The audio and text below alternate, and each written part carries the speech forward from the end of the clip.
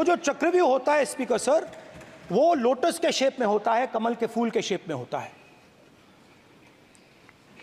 21वीं सदी में सर एक नया चक्रव्यूह तैयार हुआ है।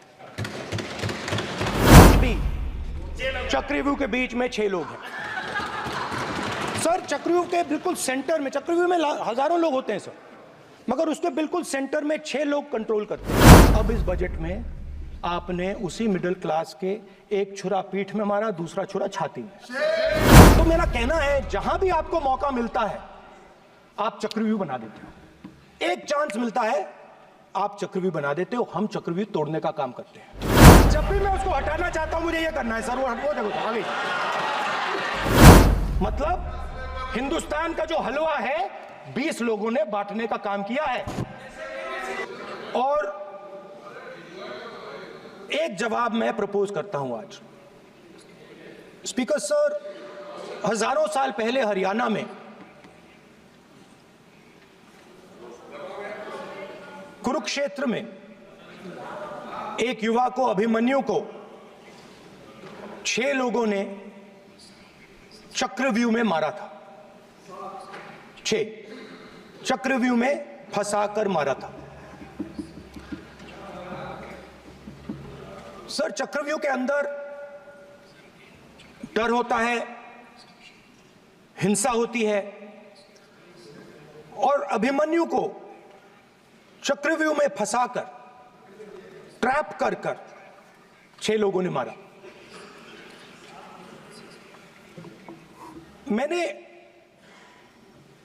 चक्रव्यूह के बारे में थोड़ी रिसर्च की और पता लगा कि चक्रव्यूह का एक दूसरा नाम होता है पद्मव्यूह, मतलब लोटस फॉर्मेशन। तो जो चक्रव्यूह होता है स्पीकर सर, वो लोटस के शेप में होता है, कमल के फूल के शेप में होता है। 21वीं सदी में सर एक नया चक्रव्यूह तैयार हुआ है स्पीकर सर, वो भी लोटस की शेप में है सर, और उसका चिन्ह प्रधानमंत्री जी अपनी छाती पर लगा के चलते हैं सर। जो अभिमन्यु के साथ किया गया था, जो अभिमन्यु को चक्रव्यूह में फंसाया गया था, वही हिंदुस्तान के साथ किया गया है। हिंदुस्तान के युवाओं के साथ, हिंदुस्तान के किसानों के साथ, हमारी माताओं बहनों के साथ, स्मॉल बिजनेसेस के साथ, मीडियम साइज बिजनेस के साथ। सर अभिमन्यु को 6 लोगों ने मारा था।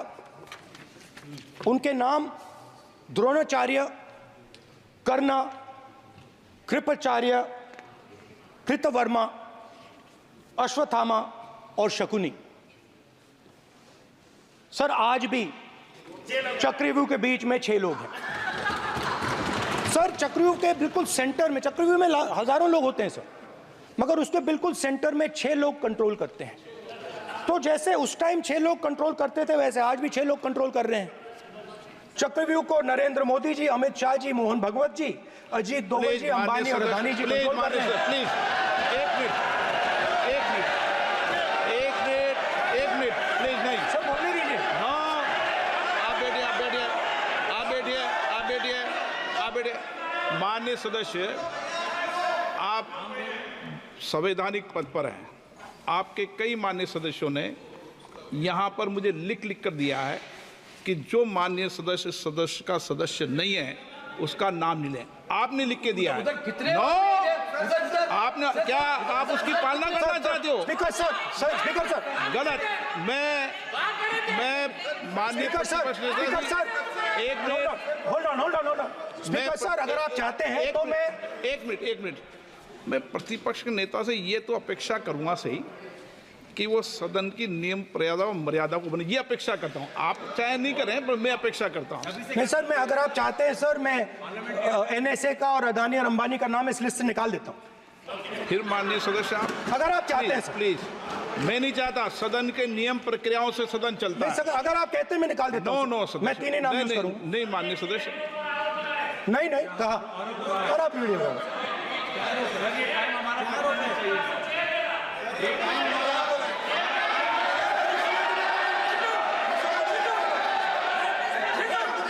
मत उठिए सब प्लीज, या आप समझाइए उनको।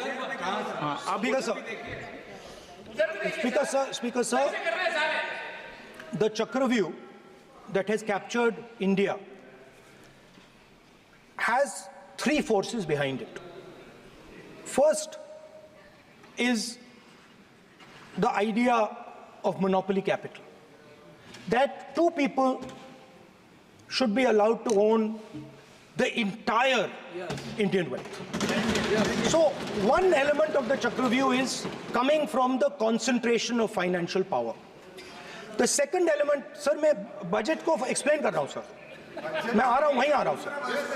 So one element is financial power.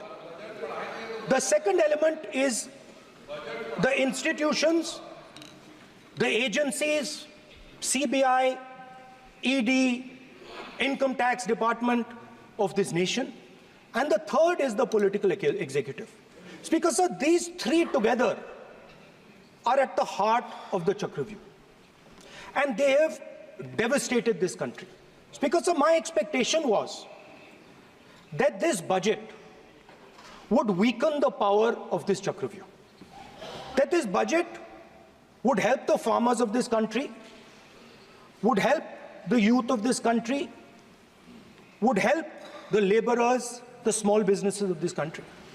But what I have seen is that this budget, the sole aim of this budget, iski jo niyat hai, it is to strengthen this framework, the framework of big business, monopoly business, the framework of a political monopoly that destroys the democratic structure, and finally the framework of what one can call the deep state or the agencies. And the result of this has been the first पहला काम इस चक्रव्यूह ने क्या किया, जो हिंदुस्तान को रोजगार देते हैं, स्मॉल एंड मीडियम बिजनेसेस हैं, जो करोड़ों युवाओं को रोजगार देते थे, उन पर इस चक्रव्यूह ने आक्रमण किया। कैसे किया? नोटबंदी, जीएसटी और टैक्स टेररिज्म। आप लोग आतंकवाद की बात करते हो, पूरे देश में अगर कोई भी व्यक्ति छोटा बिजनेस चलाता है तो रात को उसको फोन कॉल आता है इनकम टैक्स डिपार्टमेंट से, जीएसटी से, और टैक्स टेररिज्म का वो शिकार बनता है। इस टैक्स टेररिज्म को रोकने के लिए बजट में आपने कुछ नहीं किया है। माननीय सर मिडिल क्लास जो है वो शायद इस बजट से पहले प्रधानमंत्री को सपोर्ट करता था। जब प्रधानमंत्री ने कोविड के समय उनसे थाली बजवाई थी तो उन्होंने दबाकर थाली बजाई, धड़ धड़ थाली बजाई। हमें अजीब लगा, मगर प्रधानमंत्री ने मिडिल क्लास को ऑर्डर दिया तो मिडिल क्लास ने थाली बजाई। उसके बाद प्रधानमंत्री ने उसी मिडिल क्लास से कहा मोबाइल फोन की लाइट जलाओ, और मोबाइल फोन की लाइट जली।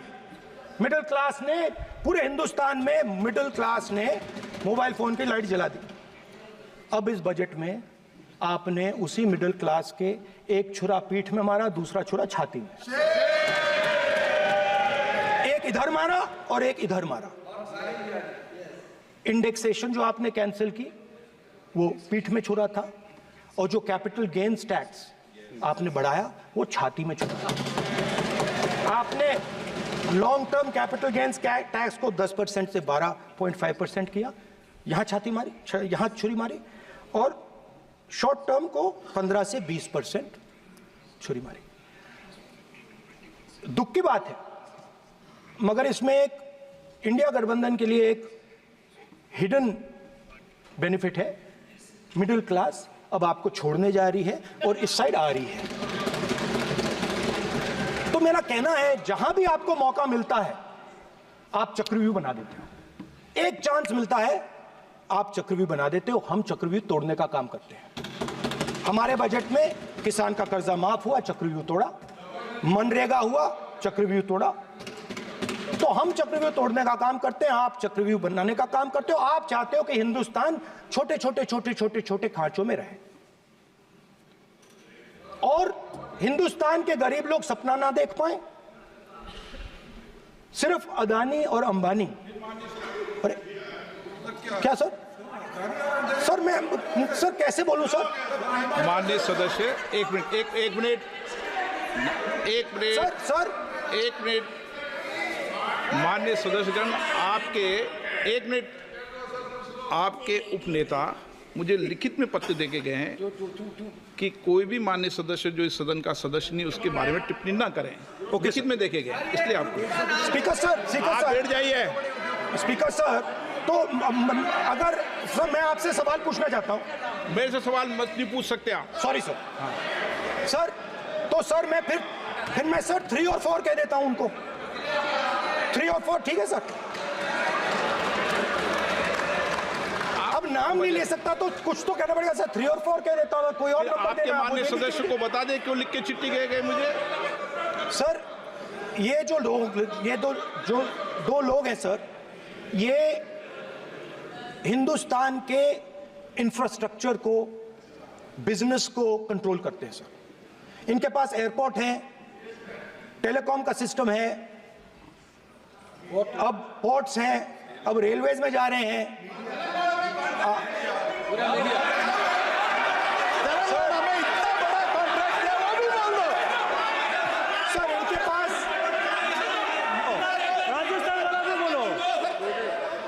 सर इनके पास सर इनके पास हिंदुस्तान का पूरा धन का मोनोपोली है सर।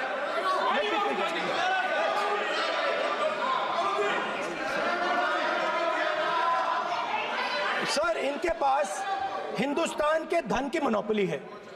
तो सर मैं समझ नहीं पा रहा हूं इनके बारे में मैं इंडिकेट कैसे करूं? इनके बारे में बोलना तो पड़ेगा सर। अगर आप हमें कहो कि इन दोनों के बारे में आप बोल ही नहीं सकते तो वो तो हमारे लिए एक्सेप्टेबल ही नहीं है सर। हमें तो बोलना है। अब आप चाहते हो कि नाम ना ले तो कोई और सिस्टम दे दीजिए हमें। आपको संसदीय कार्य मंत्री जी please No, I'm not giving. I'm not yielding. I'm not yielding. I'm not yielding. I'm not yielding. Sit down. I'm not yielding. I'm not yielding. Sit down. I'm not yielding. प्रधानमंत्री को I'm not yielding. Rajya Sabha बोलने दिया, लोकसभा बोलने दिया। I'm not yielding. Sit down. I'm not yielding. बातें करते हैं। ये देखिए सर। प्लीज ये देखिए सर। ये फोटो देखिए। एक मिनट प्रतिपक्ष, एक मिनट। मैंने पहले भी आपसे अपेक्षा की थी।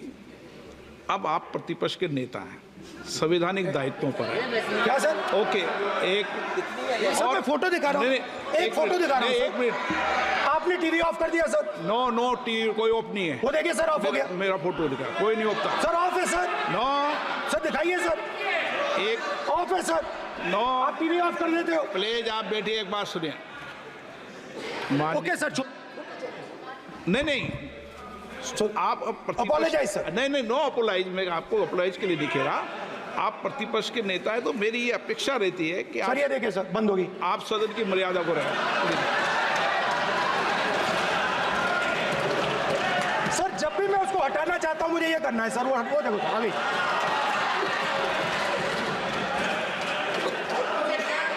क्या डर रहे हैं सर फोटो से? शिव जी के फोटो से डरते हैं सर, इस फोटो से डरते हैं। अभी पोस्टर नहीं आने दूंगा, गलत तरीका है। नहीं आने देंगे, पोस्टर नहीं लेना देंगे सदन में। सर फोटो गलत तरीका है। नो सर फोटो दिखाना गलत नहीं है सर।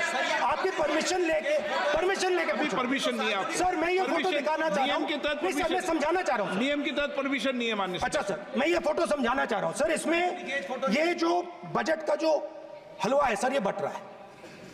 और इस फोटो में सर मुझे एक ओबीसी अफसर नहीं दिख रहा, एक आदिवासी अफसर नहीं दिख रहा, एक दलित अफसर नहीं दिख रहा है मुझे। ये हो क्या रहा है सर? सर देश का हलवा बट रहा है सर, और इसमें 73% का एक है ही नहीं सर। ये आप लोग हलवा खा रहे हो और बाकी देश को हलवा मिल ही नहीं रहा है। ठीक है सर। 20 अफसरों ने बजट को तैयार किया, हमने पता लगाया है। 20 अफसर, शांत हो जाइए प्लीज सर। 20 अफसरों ने, उनके नाम मेरे पास है, अगर आप नाम चाहते मैं दे दूंगा। 20 अफसरों ने हिंदुस्तान का बजट तैयार किया है। मतलब हिंदुस्तान का जो हलवा है 20 लोगों ने बांटने का काम किया है। अब स्पीकर सर, उन 20 लोगों में से 90% लोगों में से 90% लोगों में से सिर्फ 2 हैं, एक माइनॉरिटी और एक ओबीसी। और इस फोटो में एक भी नहीं है। मतलब फोटो में आपने पीछे कर दिया, फोटो में तो आने नहीं दिया आपने, कोई नहीं आ सकता। और मैं चाहता था कि बजट में जाति जनगणना की बात उठे, जो पूरा देश चाहता है। 90% हिंदुस्तान जाति, 95% जाति जनगणना चाहता है। कौन चाहते हैं? दलित चाहते हैं, आदिवासी चाहते हैं, पिछड़ा वर्ग चाहता है, गरीब जनरल कास्ट के लोग चाहते हैं, माइनॉरिटी चाहते हैं, सब चाहते हैं, क्योंकि सब लोगों को यह पता लगाना है कि हमारी भागीदारी कितनी है, हमारी हिस्सेदारी कितनी है। मगर सर, मैं देख रहा हूं सर, सरकार हलवा बांटती जाती है, और बांटता कौन है? वही 2-3% लोग, और बंटता किसको है? वही 2-3% लोग।